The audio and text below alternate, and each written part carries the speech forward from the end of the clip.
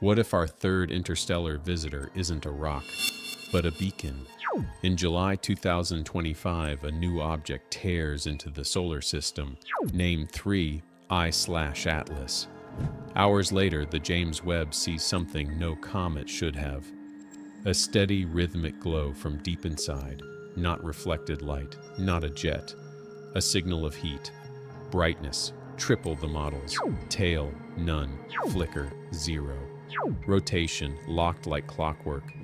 Then the jolt. Teams report a thermal heartbeat every few hours and radio tones no natural process can easily explain. If this holds, it's evidence of something made, not born. And it's heading our way right now. So what is 3I/Atlas? And why has its approach pushed the world's top researchers to demand answers? August 6th, 2025.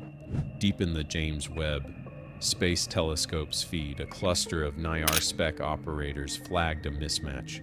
The first infrared frames of 3I/Atlas showed a tight, concentrated glow at the core. No smeared haze, no diffuse coma, just a compact source outshining nearby dust. The readings were clean, with no instrument faults or solar flare bleed. On raw plots, the heat stood out, a white-hot heart fading into colored bands, all centered on a nucleus no telescope could truly resolve. The Webb team, led by senior instrument scientist Dr. Lena Marovich, checked calibrations, then re-ran the math. Emissions stayed steady, about 3 times model expectations for an object of this size and range. No tail, no flutter, only a fixed, unwavering beacon. Their internal chat lit up, outgassing, or something else entirely. Archive pulls began at once. Hubble and TESS data from early summer hinted at activity well beyond Jupiter, long before sunlight could drive normal cometary behavior. Yet nothing matched the clarity or intensity of Webb's new frames. To the operators, this was no routine find. The heat rose from within, not the lit face. Whatever drove it, the usual rules failed. The optical survey crews, Atlas in Chile and Hubble analysts, opened a new round of checks. First alarm, brightness. By standard metrics, 3I/Atlas shone at nearly triple the expected intensity for its estimated size and distance. Weeks of light curve plots showed a level, unwavering output. No dips, no spikes, none of the flicker caused by jets or rough terrain. Ordinary comets brighten and dim as they tumble, icy crusts venting in fits and starts. Here the trace was almost flat, with a measured rotation near 6 hours, enough to expose major surface events, yet none appeared. Hubble's high-resolution images hunted for the classic tail, gas and dust streaming as ice sublimates. Instead, the body sat inside a tight, teardrop cocoon, more shroud than tail. Analysts noted that even at 6 AU, where sunlight is weak and most comets sleep, 3I/Atlas was already on, glowing against the dark. No model of solar heating or standard outgassing could reconcile both timing and intensity. The optical teams were left with a riddle, an object too bright, too steady, too self-contained for familiar bins. The Comet playbook did not apply. For the researchers, the next move was obvious. If the light wasn't surfacing, the cause might be deeper. Webb's infrared group began slicing the time series, hunting for structure in the heat pouring from 3I/Atlas's core. What hooked them was not only the power, but the cadence. Every 4 hours, the central glow swelled and ebbed in a slow, deliberate cycle. The pulse was clear, steady, almost mechanical, energy peaking at the heart and rippling outward in waves. No random flicker, no chaotic jets. Logs filled with timestamps, each marking a rise and fall, repeating with uncanny precision. Dr. Lena Marovich's team, mapped intervals against rotation and orbital geometry, searching for a natural driver. Nothing aligned. The heat ignored surface features and solar angle. It pulsed from within, unaffected by changing phase or heliocentric range. To Webb's operators, this felt less like cometary venting and more like the heartbeat of something engineered. Radio arrays from California to South Africa swung toward 3I/Atlas to probe for electromagnetic activity beyond optical and IR. The Allen Telescope Array, led by Dr. Kavita Ralph, combed hours of wideband captures, stripping background hiss and satellite spill. The team isolated an intruder, a faint narrowband pulse repeating every 4 hours, rigid in rhythm. Fourier analyses confirmed it, a stable carrier cutting through the static, too precise for random cosmic noise. Over multiple nights the pulse held, yet its timing drifted in lockstep with the solar wind, matching fluctuations logged by space weather monitors.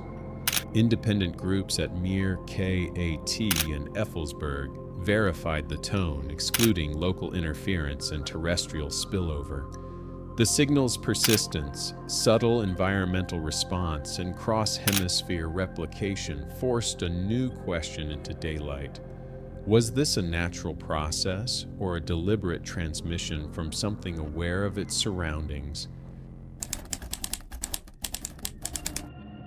Mid-August 2025, the anomaly thickened. Webb's live feed caught a flash, 3I/. Atlas brightened nearly 40% in under an hour. TESS, still tracking from Earth orbit, confirmed the spike. Every scope on target registered the same surge, in visible bands and in thermal output. For a brief stretch, the object radiated as if something inside had powered up. Then, just as quickly, the numbers settled at a newly elevated baseline. Attention pivoted to trajectory. Marco Micheli and ESA's NEO team ran fresh solutions. The predicted path, fit to months of astrometry, no longer matched. Instead of drifting passively, 3I/Atlas bent its track, settling closer to the solar system plane. Micheli's group weighed causes, outgassing thrust, fit errors, or something less familiar. The acceleration profile didn't match any comet they knew. For the first time, the logs hinted at a maneuver. With the flare and course shift stamped together, the question sharpened: what kind of object alters its path mid-flight? And why here, at the edge of the ecliptic? August 18, 2025, Webb's NIR spec handed off to the spectroscopists. Dr. Carrie Liss's team at Johns Hopkins took point, parsing 3I/Atlas spectra. Standard comet markers, water ice, carbon dioxide, were present, but on top of them sat a riddle. Several absorption lines refused all catalog matches. The reflectance hinted at metallic alloys, some echoing rare Earth mixes familiar from advanced manufacturing on Earth. Buried deeper, a handful of features aligned with theoretical quantum materials, structures described in papers yet never confirmed in nature. For the team, the balance tipped away from random chemistry toward something that, on paper at least, looked engineered. By late August, raw telescope feeds tightened.